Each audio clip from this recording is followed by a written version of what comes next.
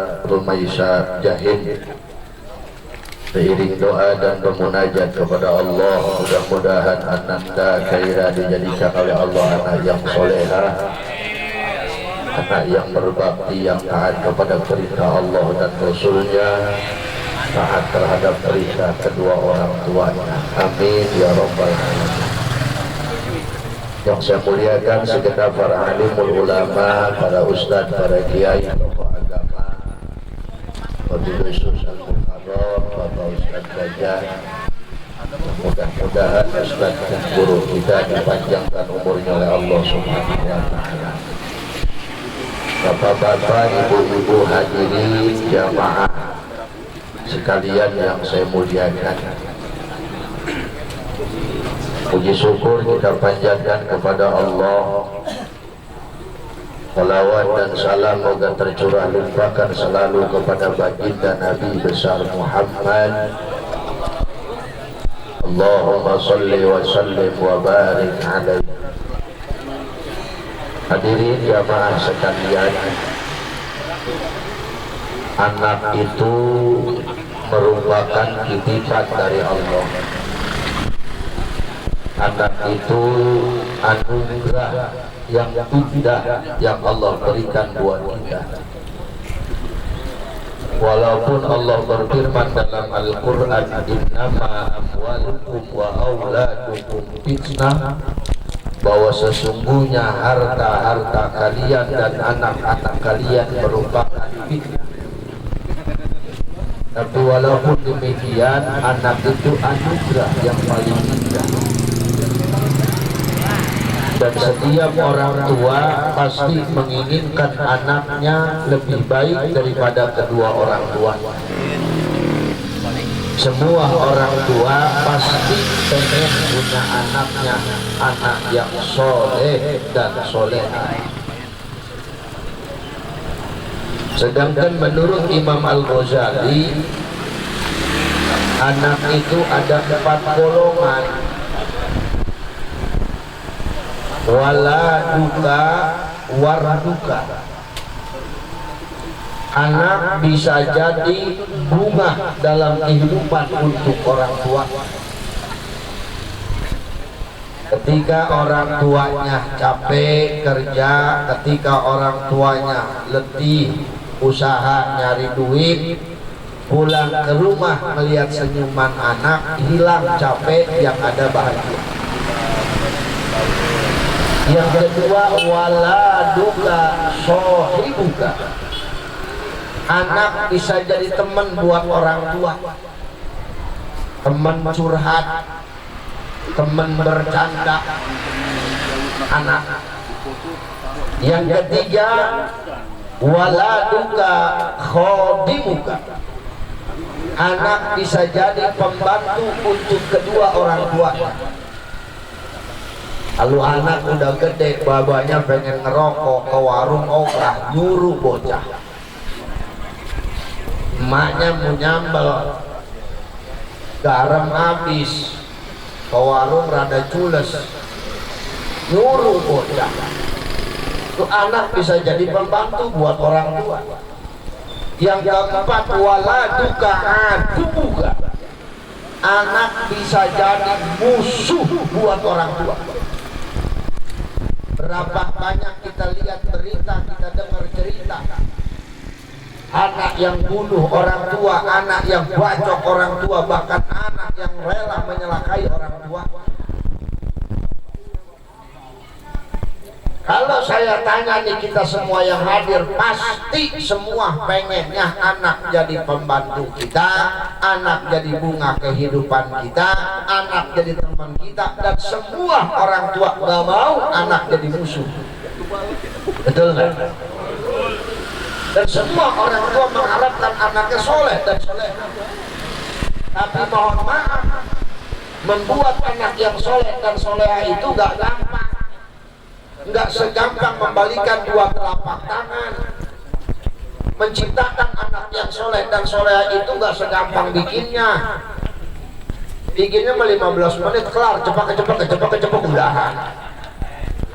Cocok ya. Yang repot kan ngedidiknya, betul nggak? Karena apa? Karena anak soleh dan soleh itu bukan turunan bapak. Belum tentu bapaknya kiai, anak jadi kiai. Belum tentu bapaknya ustaz, anak jadi ustaz. Bisa jadi bapaknya tukang becak tapi anaknya jadi ulama. Bisa jadi bapaknya tukang ojek tapi anaknya jadi ustaz. Dan sebaliknya bisa jadi anak bapaknya ustaz, anaknya jadi tukang ojek. Betul tidak? Semua tergantung orang tuanya. Makanya Imam Al-Ghazali dalam Ihya Ulumuddin mengajarkan kepada kita, pengen punya anak yang soleh dan solehah, kuncinya dua. Mana yang dua? Satu, tarbiyatul aulad qabdal wiladah. Yang kedua, tarbiyatul aulad ba'dal wiladah.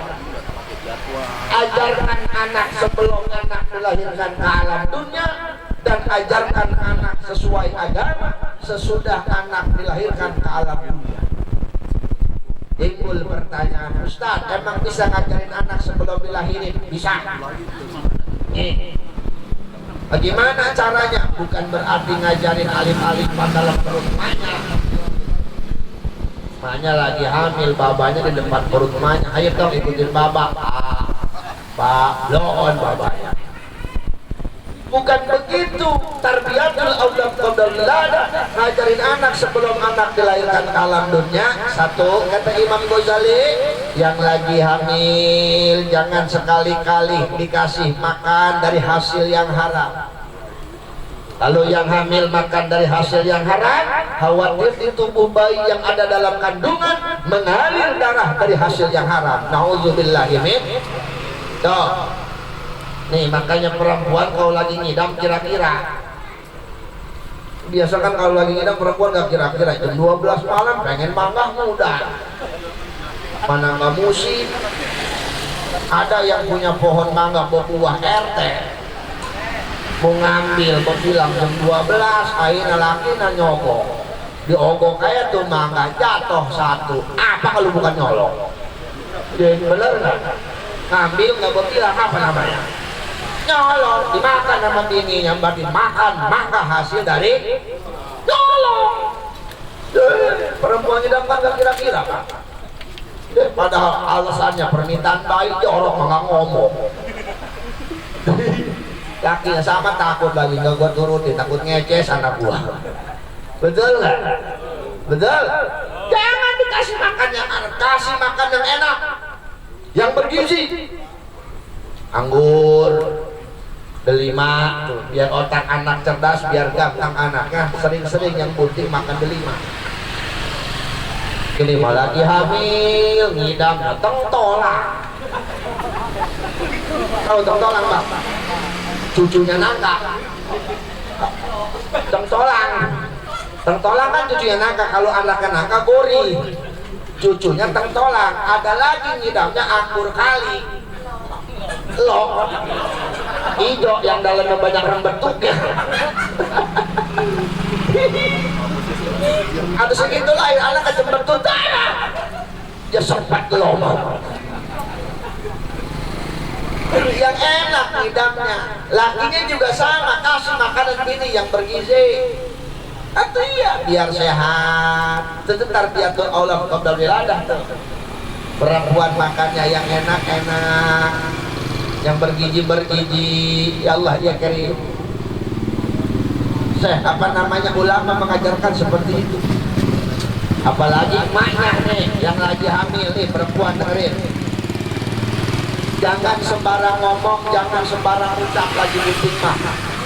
Orang tua dulu kadang-kadang ada benernya. Orang kalau lagi hamil kudu banyak ngomong amin amin. Asal ngeliat yang hitam amin amin. Asal ngeliat si ucok amin amin. Atau sekarang makan udah modern, atau ganti amin-aminnya sama istighfar, betul nggak? Emang benar. Sebab apa yang diomong sama orang yang hamil, sama emaknya yang lagi hamil, itu didengar sama cabang bayi. Makanya yang lagi hamil kudu banyak baca Quran, banyak zikir, banyak sholawat. Ini malah lagi bunting, nongkrongnya India. Waduh, sambil ngusap-ngusap perut sambil menghayal, mudah-mudahan anak gua kau laki-laki kayak Syahrul kan. Kalau perempuan kayak Preti Sinta segitu lahir hitam kayak Tuhan takut. Kalau mata doang belum. Banyakin baca Quran, banyakin baca selawat, tarbiyatul aulad qabla wiladah. Tarbiyatul aulad qabla wiladah. Yang kedua kata Imam Al-Ghazali, tarbiyatul aulad ba'dal wiladah, ajarkan anak sesudah lahir ke alam dunia. Ngajarin anak dalam perut susah, ada lagi yang lebih susah, ngajarin anak setelah anak lahir ke alam dunia. Tapi jangan takut, agama kita mengajarkan, Islam mengajarkan, yang pertama yang harus diajarkan orang tua kepada anaknya yaitu ayah sunasmuhu, kasih nama anak yang bagus. Jangan sembarangan ngasih nama anak. Nih kayak malam ini cakep, Khaira Rumaisa Jahil. Apa nih bang? Hah? Nah, gimana bapaknya? Hah? Semoga awet itu. Itu bagus saya. Ngomongnya juga ribet saya. Sesuai syariat agama bang, Islam ngajarin kalau laki-laki sunnah depannya Muhammad atau Ahmad. Tuh Ahmad Sayuti udah sedikit ucuk. Mencatat sunnah. Kalau perempuan sunnah depannya Siti Aisyah, Siti Hindun, Siti Khadijah. Atau pengen kuat masih Tison. Atau kalau pengen lucu Siti Bul. Kalau pengen terima Siti Tikus. Ini sunnah, jangan sembarangan. Ustaz, saya pengen ngasih nama anak, nama Nabi, boleh nggak? Boleh. Tafaulan namanya, nurut Tuhan. Kasih nama anak Sulaiman. Mudah-mudahan besaran Nabi Sulaiman udah gede, udah kaya ahli ibadah. Boleh. Nama malaikat boleh, boleh. Kasih nama anak, apa namanya, Rohib. Kasih nama anak Ridwan, penjaga pintu surga. Kasih nama anak Malik, penjaga pintu neraka. Biasanya kalau yang namanya Malik orangnya jarang senyum. Coba dah perhatiin. Yang namanya Malik mah asap. Sebab malaikat Malik mah nggak pernah senyum. Bang, waktu Nabi Isra Mi'raj semua malaikat senyum sama Nabi, cuma malaikat Malik nggak senyum.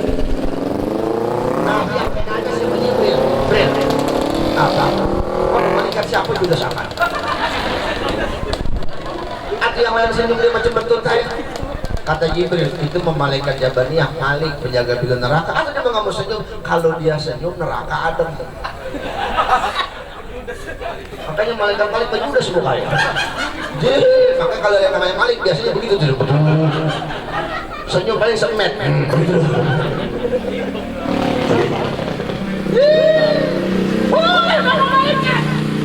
Makanya sekarang mah nggak zaman nama anak jelek nggak zaman.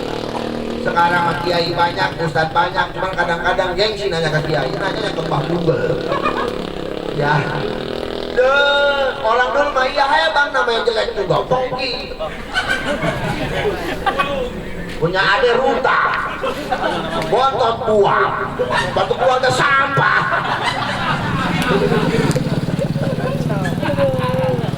Ya Allah ya gini. Ini cerita ini kisah nyata. Saya pernah ceramah di Pekalongan bang. Bukan puludan, bukan rajaban, tapi peresmian rumah. Pengusaha yang punya rumah. Jadi peresmian, saya diundang suruh ceramah. Saya nggak tahu tuh tuan rumah namanya siapa. Begitu saya berangkat, acara dimulai, KTMC sambutan selanjutnya oleh tuan rumah yang akan dibawakan oleh Haji Pongki. Saya mau ketawa, gua takut gak diongkosin. Gua nggak ketawa, orang kaya namanya Pongki. Tadi mengganti ya Prengki begitu ya. Berhubung di luar kota saya nggak pulang, nginep di rumah dia. Jadi beres ceramah jam 12, saya lagi di gazebo, saya lagi ngopi, beliau datang menurut saya. Akhirnya panjang ngomong, saya mau beranikan diri, Pak Haji mohon maaf, jangan marah.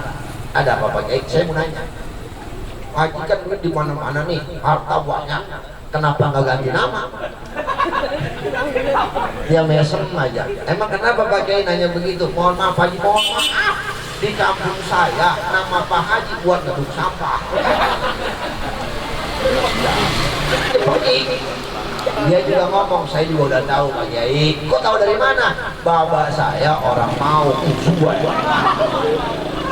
bapaknya orang mau, emaknya orang Pekalongan. Itu bagaimana sejarah nama bisa Pengki? Begini Pak Kiai sejarahnya. Berhubung orang tua saya orang nggak punya, segitu saya lahir, bapak saya ngomong, udah anak gua jangan panjang-panjang namanya, Pengki ya. Biar udah gedenya rezekinya sepengki kata babanya. Waduh, pantesan kaya, rezeki sepengki. Waduh, kasihan yang nama buang kalau begitu.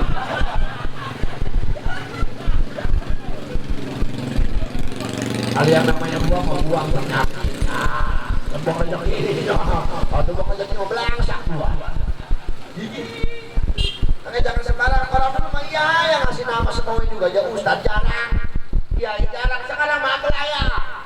Betul. Nih anak bapak lahir misalnya laki-laki, tanya ke Ustadz, datang Ustadz Jaja nih ke Ustadz, ada apa? Mau nanya nih nama yang bagus buat anak siapa ya? Emang lahirnya kapan? Kemarin Rebo. Bulan apa ini? Ini sih bulan Agustus. Enggak bulan Islamnya. Bulan Islamnya emang Safar. Udah jangan jauh-jauh apa sasaparan.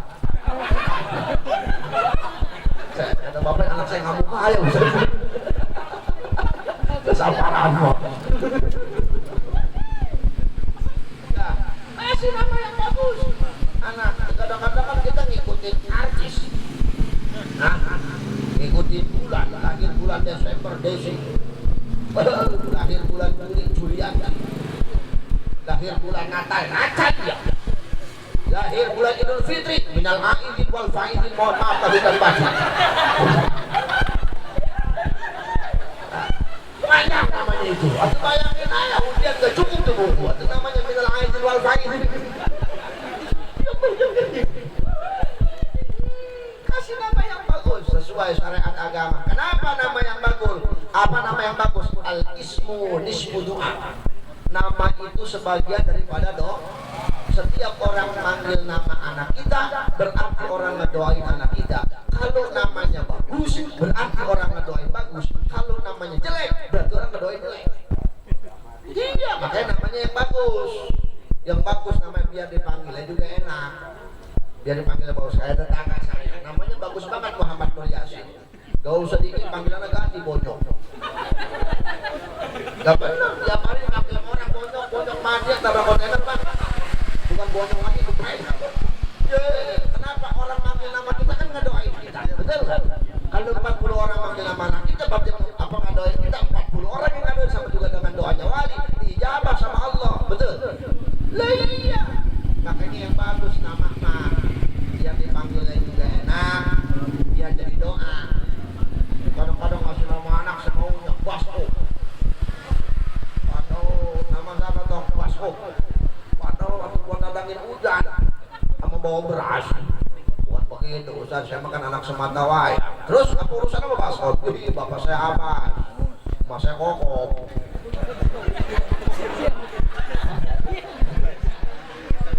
Jadi disatuin Basko, artinya anak kasih apa? Semuanya si Kokok.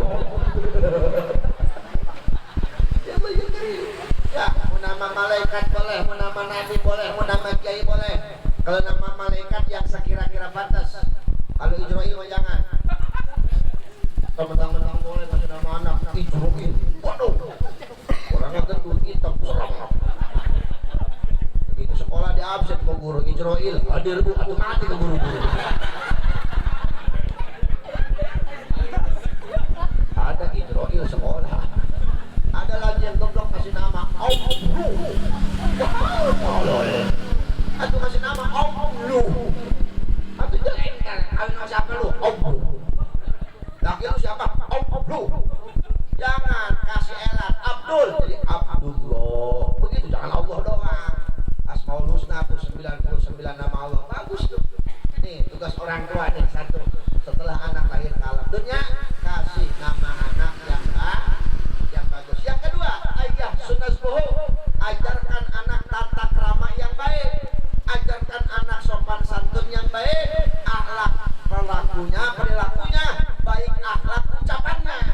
tanggung jawab orang tua, terutama emaknya. Kenapa emaknya? Al-ummu madrasatul ula, emak itu guru pertama dalam rumah tangga. Anak tergantung emaknya. Nah, dengerin, sesoleh-solehnya laki, bininya kagak soleha, jauh anak punya anak yang soleh dan soleha.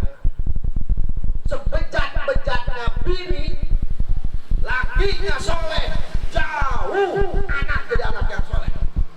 Tapi sebejat-bejatnya laki, bininya soleha, insya Allah menghasilkan anak yang soleh dan soleha. Lihat sejarah Nabi Nuh, bapaknya Nabi, tapi bininya nggak taat sama perintah Allah, anaknya ngelawanin Kanan. Betul nggak? Nabi Musa diambil sama Siti Asia, dirawat di kerajaan Fir'aun, lakinya Siti Asia itu Fir'aun, tapi bininya soleha. Lihat Musa dekat sama Allah. Makanya semua tergantung emaknya. Anak mah bagaimana emak? Sebab derajat emak pangkatnya lebih tinggi daripada bapak. Emak 3, bapak 1. Makanya anak-anak kalau latah pasti manggil emak. Mau ke sandung ke, mau apa ke, emak pasti yang panggil. Ke sandung, bedak, aduh emak. Jarang yang manggil aduh bapak, jarang. Betul nggak? Pak, emak. 9 bulan tuh apa ngandung anak. Betul nggak? Emak capek. Apalagi hamil 8 bulan kalau kayak gunung salak. Itu jalan tangap, miring sawah, tengkurap, takut betus. Lah kan kita mau orang lakinya kadang ngerasain perut gede. Hah, betul nggak? Nggak ngerasain, kita mau lakinya paling nengok doang. Capek, mama capek. Makanya jangan gegabah bang sama perempuan. Bodoh. Mama capeknya manjur. Betul nggak? Karena anak lamanya di emak. Lahir ke alam dunia, emak nyawa-nyawanya. Ini normal apa sesar bang? Sesar. Joget saya anak. Sesar sih cok.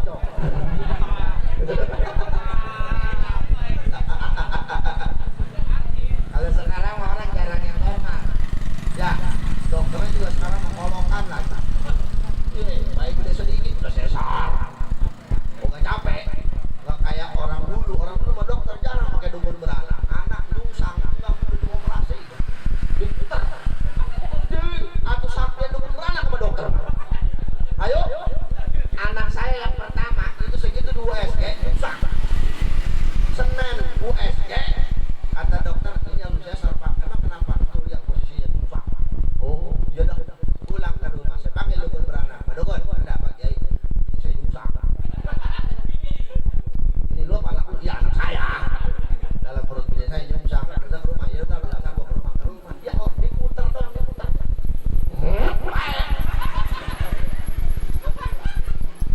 Selasa saya ke dokter lagi. Dok, apa dilihat di sesar apa normal? Dilihat, kok udah bener Pak? Pakai apa ini? Satu saya mau ustaz. Saya kasih air, suruh minum, langsung bener. Yang bener Pak B, bagus dokter.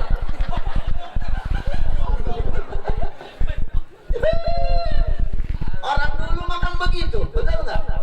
Orang sekarang kalau perempuannya juga sama, Bang Me. Dulu mandi baru membuka sanduk, macam dulu dipakai ngopel, dipakai nyuci, sampai bak-bak cuci, biar lancar. Orang sekarang nggak baru membuka sanduk, udah jadi tanah ya.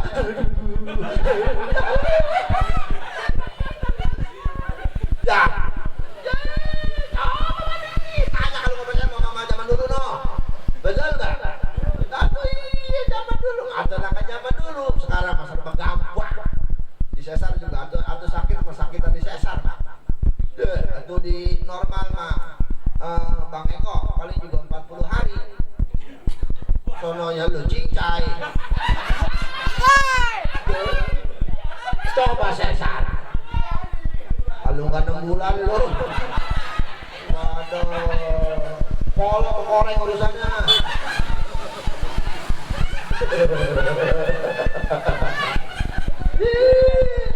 Betul nggak? Acaranya kan normal. apa nih saya? Ya Allah ya kering itu gini domi. Itu domi juga kalau normal. Ya Allah. Coba derita perempuan normal sakit, sesar lebih sakit. Udah lahir anak ke alam dunia, perempuan mah demi anak merelakan hilang rasa malunya. Apa kita mau orang laki walaupun sayang sama anak masih kehilangan rasa malu? Ada orang laki pulang kondangan buat 2 PP buat anak. Ada nggak? Ada nggak? Soho. Apa yuk kiai? Coba lihat perempuan, betul nggak? Demi anak pulang kondangan apa yang dibawa? Bukan cuma pulang kondangan bawa kue, ini perempuan bawa anak naik angkot, di angkot anak nangis nggak peduli banyak orang, keluarin perabotan, susuin anak, apa malu? Lagi perawan mau dijagain, nggak mau dilihatin, udah punya anak mau ditontonin, betul nggak? Karena apa? Karena sayang sama makanya emak mah guru pertama dalam rumah tangga itu tergantung emaknya. Makanya nih mama dengerin, kalau ngomelin anak jangan sembarang ngomong, jangan sembarang ucap. Kadang-kadang kan mama kalau ngomelin anak kayak nggak punya bro. Anak monyet, yang setan kan lu mana? Berarti lu monyet. Betul nggak? Betul nggak? Jangan sembarangan. Sebandel-bandelnya anak ibu, ngomelnya yang bagus. Gimana ngomelnya? Pinter nih anak. Jadi kiai lu begitu. Ini ngomel anak bego lu. Atau bego terus. Colok atau tolong terus. Yang bener ngomelnya al-kalamu nisfu du'a. Ucapan itu sebagian daripada doa. Apalagi doanya emak bisa menggoncangkan aras. Doa emak diijabah, ya Allah ya Karim. Makanya yang jadi emak, jaga mulut, jaga ucapan. Harus ini emak. Saya mengajarin bini kalau anak saya kenapa-napa, kalau anak saya ngintin orang, mendingan anakku ditabok dan disentil pada omelin sama bini. Iya, saya pernah kejadian ini sama bang. Anak saya yang pertama Mahrus Ali Al-Fadilah. Saya dia takut, kamu datang ke rumah saya. Ya itu saya, kenapa anak saya? Ya masya Allah. Tapi jangan ngomong gitu bang, anak abang mah pintar, jangan terus saya juga ngomong ngekweko. Kata dia tuh, katanya minta air. Dalam hati saya, lu gak tau anak gua.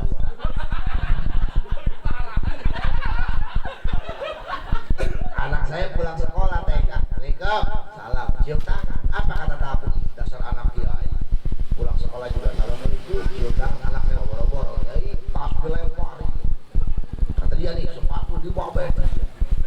Beres, anak saya keluar minta duit, minta duit. Saya kasih 2.000, ngomel tuh si Marus, goceng kalau.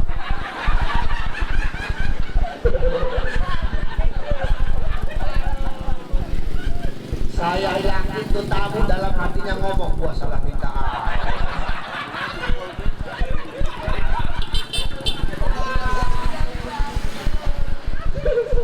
Baru juga anak gua dibawa-bawa.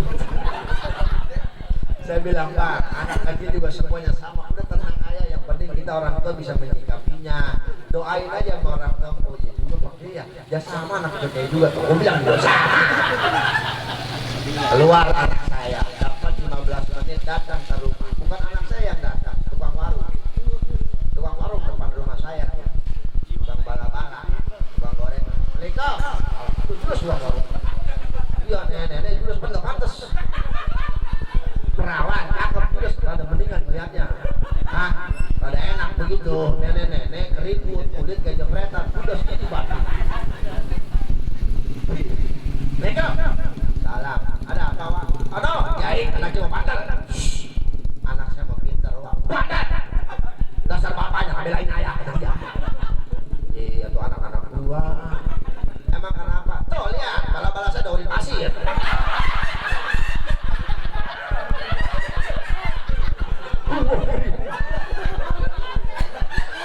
Yang mantap matamu belum pulang lagi siapa?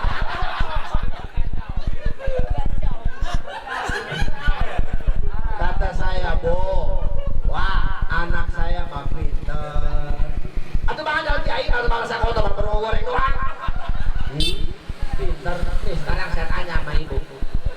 bala-bala yang kotor ada berapa itu? Itu pondok. Ada berapa? 30 biji tuh, kalau pasir semua. Satunya berapa? 1000 tuh, gocap. Oh, bala-balanya. Anak saya mau pinter, kasihan sama ibu. Kalau nungguin yang beli sampai sore baru habis. Makanya biar cepat habis diaurin pasir. Tukang bala-bala sambil ngambil duit sambil nyengir lah, kiai bisa ya. Tai tadi mau ngomel. Gobalin bocah apa diem baik. Tergantung orang tuanya, betul nggak? Betul. Udahan orang lain ngomel, kita nambahin ngomel. Waduh ngomel anak, aduh sama anak. Anak saya keluar rumah Sabtu jam 2 orang datang ke rumah saya minta ganti rugi. Lah bener bang. Ini waktu Marus umur 5 tahun 6 tahun, ya Allah ya Karim, ujiannya luar biasa. Anak saya keluar rumah, dapat setengah jam datang bapak-bapak ke rumah saya, bawa anak nih beli bisa pecah. Loh, kenapa itu pak anaknya? Disampak kiai, sama siapa? Sama anak kiai, ya Allah ya Karim. Mau gantiin saya buat biaya 1 juta. Baru setengah jam dapat saja, ibu-ibu bawa anaknya perempuan, bengong. Kenapa bu? Ditonjok sama anak kiai, ya Allah ya Karim. Jam keluar sudah setengah itu habis. Saya ngomong sama bini saya, jangan diomelin nih. Jangan, anak-anak saya, duit saya, jangan diomelin. Ya udah. Begitu pulang baru saya tanya, sini dong, dari mana? Main bin. Tadi anak orang kenapa disampak matanya? Dia hanya melototin aja. Bukan melototin toh, emang dia matanya belok. Kalau yang ditonjok kenapa? Bibirnya ngejebekin saya. Lah orang doel sih toh. Kata dia, emang apa? Enggak, emang begitu calon kiai mah, suka nyampak anak orang. Emang kalau calon kiai suka nyampak anak orang? Iya. Jadi besok saya nyampak lagi, jangan. Gua bangkrut. Ya Masya Allah, tabarakallah. Makanya semua tergantung orang tuh. Orang tuh sekarang udah mewah. Anak saya di Kerawang 5 tahun tahfiz Quran, sekarang pindah Pandeglang. Pengen jadi kori katanya mah. Ya udah selalu tahu jadi apa. Ya, saling penting manfaat buat orang banyak. Amin. Makanya semua tergantung orang tuanya. Semua dalam pandangan anak ngomel yang bagus. Jangan keluar kata-kata yang tak pantas. Kenapa? Khawatir Nabi Khidir lewat. Kan orang dulu begitu ya. Ngomongnya sembarangan. Ntar malaikat lewat dicatat. Atau malaikat bakal lewat tiap hari ada ya. Woi, malaikat tiap hari ada. Di samping kiri, di samping kanan ada malaikat. Tukang nyatat amal baik sama nyatat amal. Rokim ada temu mana? Di samping kita. Terus malaikat lewat bu. Yang lewat bukan malaikat, khawatir Nabi Khidir lagi lewat. Kita ngomelin anak, bego nih anak. Nabi Khidir lewat diaminin, bego bener. Bego aja sudah bener-bener. Ada lagi orang tua yang ngomong, biar mampus anak. Anaknya mampus, dia yang nangis pak. Waktu dia mengalahin, gampang kali. Betul nggak? Betul. Makanya semua tergantung. Ajarin akhlak dari kecil yang bagus, dari pakaiannya. Apalagi perempuan Bang Eko. Perempuan lebih gampang. Ayo dari kecil nih kalau lebaran beliin baju muslim. Ini kadang-kadang main juga lagi geblok. Lebaran anak beli legging, so legging. Aduh, tetap pokoknya lagi main. Waduh, anakku pinter pakai legging, cakep tolol lu. Anu tergede begitu aja legging anak ya. Betul. Iya, cuman sebelum nyuruh anak, orang tua harus jadi contoh buat anaknya. Harus jadi contoh, pengen anak rajin sholat, orang tuanya kudu rajin sholat. Pengen punya anak soleh dan soleha, orang tuanya kudu soleh dan soleh. Itu. Ya, nih yang kedua. Ayah sunat subuh, ajarkan anak tata krama yang baik, sopan santun yang baik. Bilangin, ajarin dari kecil dong. Kalau lewat depan yang tua atau jongkok, permisi, numpang lewat begitu. Karena sekarang kalau lewat kayak ada bong pisang di kanan, kayak kali lewat begitu. Masa ketemu jembatan buyar. Coba anak zaman dulu, lewat depan orang tua bongkok, musibah. Anak sekarang ada yang begitu. Hah? Pusat sohor. Kadang-kadang babanya lagi ngopi, anaknya lari, apa tendang lah sopi babanya. Babanya sampai ngomel, anak ngonyek. Kopi gue belum minum mentandang ya. Anak kan ngomong kalau saya monyet bapak apa? Betul nggak? Nih, tugas orang tua, tanggung jawab orang tua. Yang kedua, yang ketiga, ajarkan anak dari kecil dengan Al-Quran. Didik anak dari kecil dengan Al-Quran. Ayo dari kecil dulu dengan Al-Quran. Gede terserah, mau sekolah sampai mana juga. Yang penting Quran mah kudu bisa baca. Kudu bisa baca. Kan orang tua sekarang banyak yang salah. Sekolahnya kan tinggi, wow, kuliah. Jadi mahasiswa. Nilai berete, SPD, suka pulang duluan. Atau SPD, suka pulang duluan tapi izin. SH, MM, MSI, MCK, banyak. Ke zaman-zaman begitu aja. Tapi ngaji nggak bisa, baca Quran nggak bisa. Ketika orang tua nanti mau meninggal dunia atau sakarat, nggak ada yang diharapkan dari anak. Naudzubillah ini. Kecuali kita bisa ngaji, anak kita bisa baca Quran, kita meninggal, ada anak yang ngirimin doa, ada anak yang baca Quran. Tuh harapan kita. Makanya dari orang tuanya, dari kecil ajarin anak dengan Al-Quran. Nggak bisa ngajarin lah, titipin ke Ustaz. Ada Ustaz Jajak, titipin. Assalamualaikum, salam Ustaz, titip anaknya. Tolong ajarin lah, bisa baca Quran. Udah sama bapaknya nggak bisa, tuh anak saya udah bisa baca Quran. Begitu gurunya, ke Ustaz titip. Kadang-kadang nyuruh anak ngaji dan nyobain bebek. Mana lu? Ngaji mah. Kemana? Jaga. Dia udah sono. Aku saja dia bingung. Anak siapa ini? Nggak gua ajarin, udah datang. Gua ajarin, gua nggak tahu ini anak siapa. Ijab kabul sama Ustaz. Datang ke rumah Ustaz. Jangan bawaan. Kalau nggak malu mah.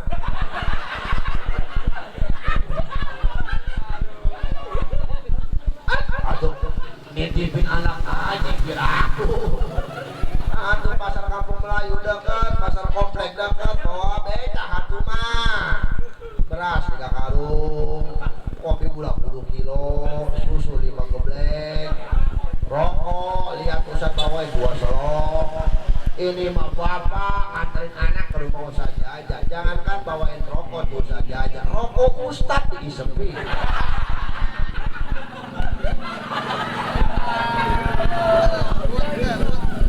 Alasannya aduh Ustaz rokok ketinggalan. Dasar kakak gablok dulu.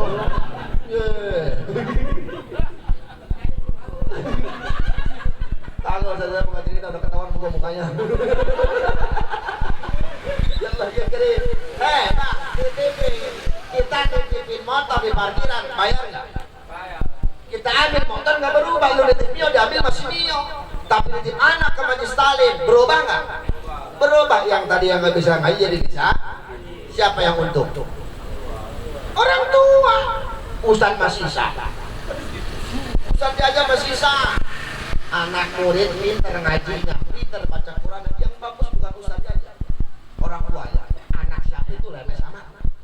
Anak siapa itu pinter amat, betul nggak? Kalau lagi perpisahan tuh Ramadan, kalau kemarin nggak ada perpisahan saja, nggak ada Zat. Naik ke kamu gitu naik, kan banyak yang nggak ada kemarin.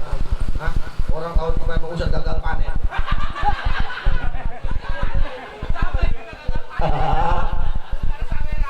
Saya gagal panen. Kasih ucok gagal panen. Lu kan ikutin gua cok.